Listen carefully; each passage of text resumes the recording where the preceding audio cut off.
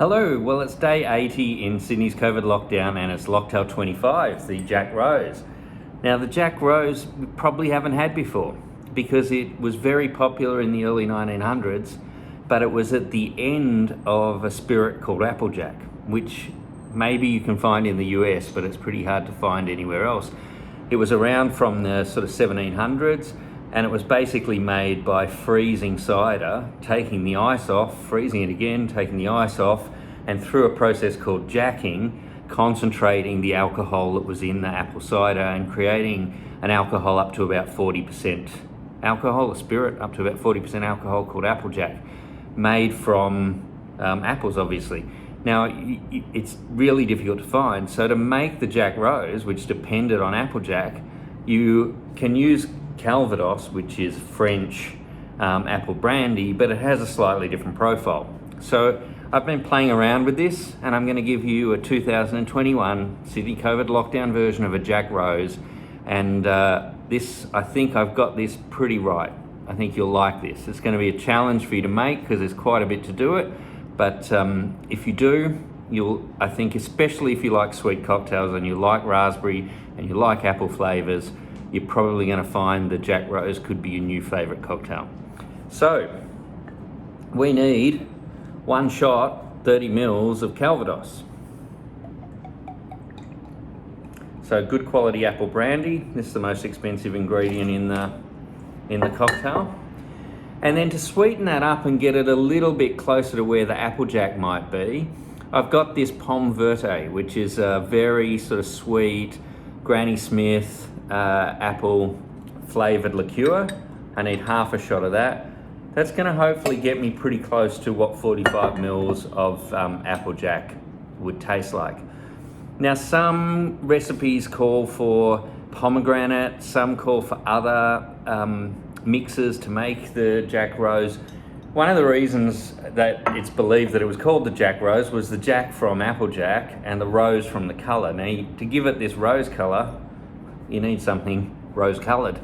Now, I've made this raspberry syrup. The recipe's on the website, but it's effectively a punnet of raspberries, 125 grams, with 100 grams of caster sugar and 50 grams of 50 mils of water, brought to some heat, not boiled, and then strained all the solids out to create a fresh raspberry syrup.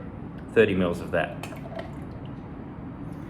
Fresh lemon and lime juice, half and half. So this is half fresh lemon, half fresh lime, so 15 mils of each, 30 mils in total. 4 dashes of orange bitters. Reagan's, if you can get it, it's the best. If not, the Angostura orange bitters is fine. 1, 2, 3, 4 of those. Get some orange flavour in there as well. And then this is effectively a variant of a fizz, or a sour, I should say. So you need egg white. I've got half an egg white here. If you're making 2 of these, then a whole egg white and double the other ingredients will be perfect. You can dry shake this, probably a good idea. I basically broke up the egg white before I put it in there, so I've broken the protein bonds a bit anyway. Give it a really good shake and get it really cold. You need the dry shake and potentially a really good shake here to make that foam that comes from combining citrus with the egg white. Be careful when you're doing a sour, because as the sort of foam creates, you can sort of increase the volume a little bit, and it's one of those shaken cocktails where you can actually pop the shaker open, and the last thing you really want to do is get this all over you. I feel like that's sort of breaking up. I'm getting really cold fingers.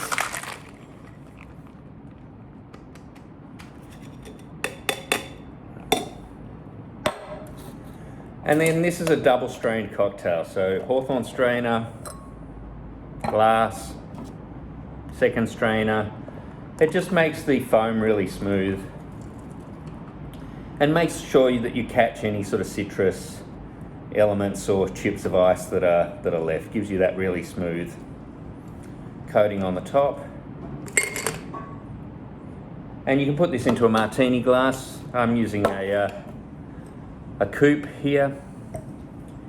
And then a little bit of orange zest oil just floated on top to just complement that orange bitters, and you can use the orange peel as a garnish. So here's a cocktail from the early 1900s. You probably never heard of it. Maybe we can bring it back. You know, we can't bring it back with Applejack, even though it is getting a bit of a renaissance. There are some producers of Applejack now around, so maybe we can give this a try down the track with some Applejack.